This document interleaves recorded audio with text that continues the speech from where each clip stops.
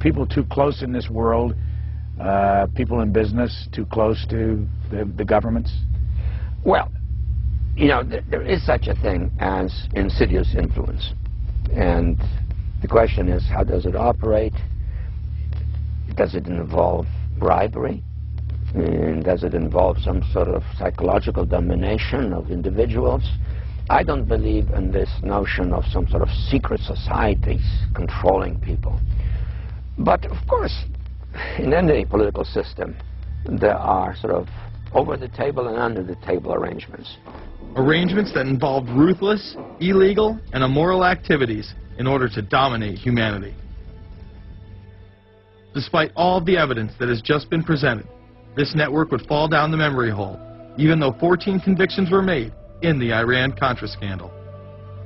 The continued cover-up would be made possible by George H.W. Bush. These documents that came forward in the North trial clearly reveal the involvement of the Vice President to a greater degree, I think, than he has acknowledged heretofore. This, of course, did not stop him from pardoning those involved during the twilight of his presidency. Some new reverberations today to President Bush's Christmas Eve surprise, the pardoning of former Defense Secretary Caspar Weinberger and several others in connection with the Iran-Contra allegations. Well, now the special prosecutor says it's the president who needs to explain some things. The real issue is why the notes weren't produced 5 years ago when the congressional investigation and the independent counsel's investigation had requested them. Because high-level political officials scrambled to limit the investigation and establish plausible deniability for the upper echelons of the network, including Bush himself. So who is this guy, and how did he come to power? To understand that, we must first take a look at his father, Prescott. Prescott was born into privilege and became extremely influential in business, intelligence, and politics. He helped establish the CIA out of the Army's Office of Strategic Services with the Dulles brothers, and served as a senator in the state of Connecticut. However, during his time serving as one of the directors of Union Banking Corporation, he was doing business with Nazis. The Bushes have been sort of at the heart of the military-industrial complex since its very beginning, and that Prescott was involved in a firm that actually fronted for Nazi firms in America. In fact, Union Banking and its subsidiaries were seized by the United States government in October of 1942 under the Trading with the Enemy Act. After the war, the assets were returned, a few fines were paid, and it was swept under the rug of forgotten history. These Nazi ties should not be all that shocking, seeing as it has been declassified that the Office of Strategic Services recruited Nazis into its ranks through Project Paperclip in August of 1945. George Bush seemed to follow in his father's footsteps, using Prescott's business connections to move to Texas and get into the oil industry. He would first attain political office as a Texas congressman in 1966, but then lose his bid as a Texas senator in 1970. It was at this time that Nixon appointed Bush as an ambassador to the United Nations. According to official accounts, Bush then began work with the CIA as its director in 1976. Evidence suggests that Mr. Bush and the CIA actually had a much longer-standing relationship. There are indications that he had relations to the CIA before. There's a very strange memo, and the names are George Bush. And when this was published, there was a lot of fuzzing of the issues, but given George H.W. Bush's strong connections with the Cuban community, I think there is a good chance that it was the George Bush we know, so that he did have a CIA connection. Bush left the CIA just under a year after his appointment. He is credited with restoring the agency's morale, as its image was being shattered by the Church Committee's revelations of the CIA's unauthorized activities involving assassinations and corruption. In reality, Bush was responsible for denying the Church Committee many of the documents it requested and making it impossible for them to do a thorough investigation. After his time as CIA director, he devoted himself to becoming the next president of the United States. Many people within his own party did not like his globalist ties. Along the campaign trail, Bush continually had to explain his association with the group. You know J.R. Ewing in the show Dallas? J.R. is a member of the Trilateral Commission, I think. It's got to be, because it's so bad. Let me tell you something. I used to be a member of it. I resigned, as I did from every business thing I was in, to concentrate on one thing, running for President of the United States. Ronald Reagan initially had no interest in having Bush as his running mate. Even then presidential candidate Ronald Reagan had questions. I would suggest that maybe Mr. Bush would clear the air if he'd tell us why he resigned. Reagan's backers then forced him to choose their intelligence frontman, George H.W. Bush, as his vice president.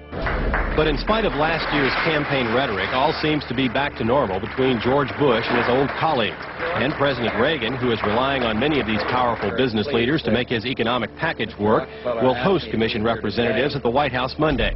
After Reagan's election, there was an attempt on his life, just 69 days into office. Astoundingly, Bush would again be connected. So just who is John Hinckley, Jr.? When he left this neighborhood 8 years ago, he was, by all accounts, well-liked and seemingly normal. This donut shop near the motel was visited by Hinckley, who reportedly waited for a phone call here each day, even though he had a phone in his motel room. The nature of the calls is not known. A touch of irony. The young man walking with the elder Hinckley is 30-year-old Scott Hinckley, John Jr.'s brother. He and Vice President Bush's son, Neil, are friends. They had planned to have dinner together in Denver tonight. The plans have been canceled. We were told Hinckley was a madman acting alone. If that was the case, why was he making phone calls from a payphone down the road instead of his hotel room? Why was the would-be assassin's brother a family friend of the man who stood to gain the presidency? While Reagan led the nation in the public eye, Bush exploited his power through the largely unknown Continuity of Government Directive. In the United States federal government, there is a super-secret agency which controls this shadow government. The National Program Office allowed Bush and his network to attain executive emergency powers. Ronald Reagan authorized the National Program Office when he signed a top-secret directive in 1982. Oliver North was one of the key officers responsible for the program's startup.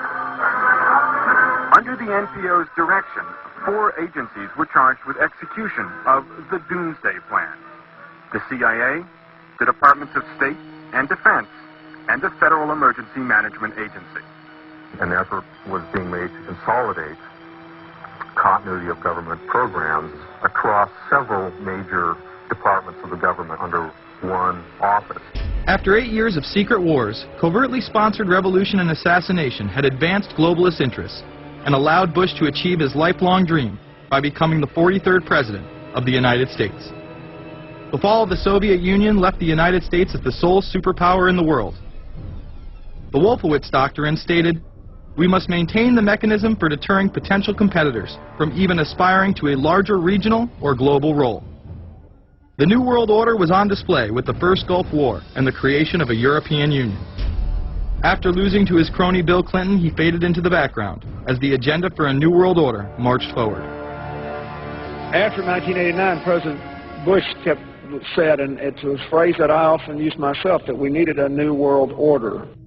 We have just exposed many of the globalist operations, including drug dealing, funding terror, dealing arms, and taking over the United States government by stealth. Whenever these agendas were threatened, those who opposed them ended up dead.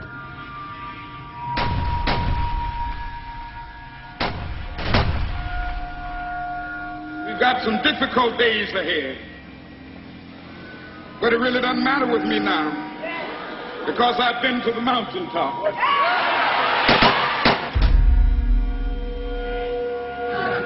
My thanks to all of you, and now it's on to Chicago, and let's win there. Thank you very much. Gave a paper about all 3 of the big assassinations in the 60s, which was John F. Kennedy, Bobby Kennedy, and Martin Luther King. And there are certain common denominators. I call these events deep events. We've become accustomed to the idea that every now and then something is going to happen, and we just know from the beginning we're not going to get to the bottom of it. And the more they happen, the more reconciled we've become to this state of affairs. In 1978, the House Select Committee on Assassinations could not ignore there was a conspiracy in regards to the assassination of John F. Kennedy and Martin Luther King, Jr. Good evening. A congressional committee has concluded that President John Kennedy and civil rights leader Martin Luther King Jr., both of them, were probably killed as the result of conspiracies. The House Assassinations Committee wound up its 2-year study by recommending that the Justice Department look into both cases. In the assassination of Dr. Martin Luther King, the committee concluded the likelihood of conspiracy. The committee's summary of findings says President Kennedy was probably assassinated as a result of a conspiracy, that its evidence establishes a high probability that 2 gunmen fired at the motorcade. The committee concluded that President Kennedy did not receive adequate Secret Service protection in Dallas, that the CIA was deficient in sharing information before and after, that the Justice Department and Warren Commission failed to pursue possible conspiracies and made their conclusions too definite. There seems to be no debate that the CIA and Secret Service were involved in the assassination. As you can clearly see, 2 Secret Service agents being taken away from their positions at the back of Kennedy's vehicle just moments before the assassination.